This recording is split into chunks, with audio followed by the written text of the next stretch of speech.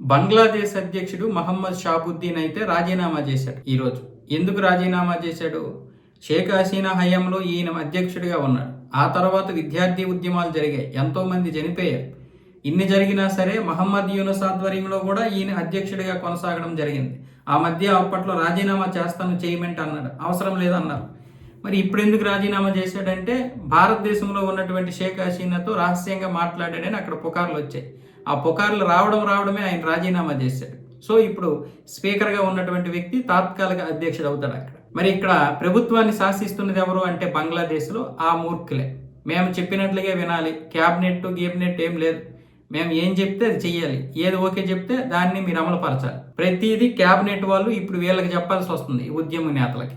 లేదంటే మళ్ళీ సేమ్ ఇలాంటి పరిస్థితి వస్తుంది, షేక్ హసీనా పరిస్థితి వస్తుందని బెదిరిస్తున్నారు. అలాంటిది అధ్యక్షుడు షేక్ హసీనాతో మాట్లాడాడని ఒక పుకారు వచ్చి అది దేశమంతా వ్యాపిస్తే ఆయన్ని ఎంత దారుణంగా చంపేస్తారో తెలుసు.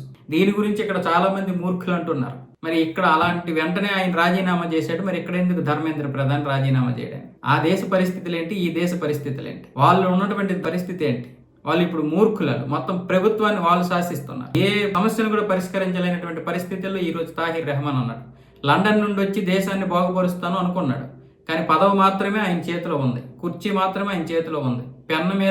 పెన్న ద్వారా ఏ పేపర్ మీద సంతకం చేయమంటే ఆ పేపర్ మీద సంతకం చేయాలి. ఇంకేం అభివృద్ధి చెందుతుంది? రేపు పొద్దున్న ఆయన పదవి దిగిపోగానే లండన్ పారిపోతాడు. ఎందుకంటే అక్కడ బ్రతకలేడు ఆయన. ఒక ప్రధానిగా ఉన్నప్పుడు కనీసం కొన్ని నిర్ణయాలు కూడా ఆయనకు గౌరవం ఇవ్వకపోతే ఇంకా దేశం ఎప్పుడు బాగుపడుతుంది? ఏ విషయం మీద కూడా ఆ పద్మా నీళ్ళ కోసం మన భారతీయుల్ని రిక్వెస్ట్ చేస్తే నువ్వెవడెవరు ఆ భారతీయుల్ని రిక్వెస్ట్ చేయడానికి? ఆ నీళ్ళు ఇవ్వకపోతే మానేయమని అంటున్నారు.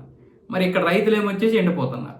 ఆ పద్మా నీళ్ళ కోసం ఎదురు చూస్తున్నటువంటి రైతులు చాలా మంది ఎండిపోతున్నారు. కానీ మూర్ఖంగా ఆలోచించినటువంటి వీళ్ళు ప్రభుత్వాన్ని శాసిస్తున్నారు. ఇంకెప్పుడు దేశం బాగుపడుతుంది వాళ్ళకి?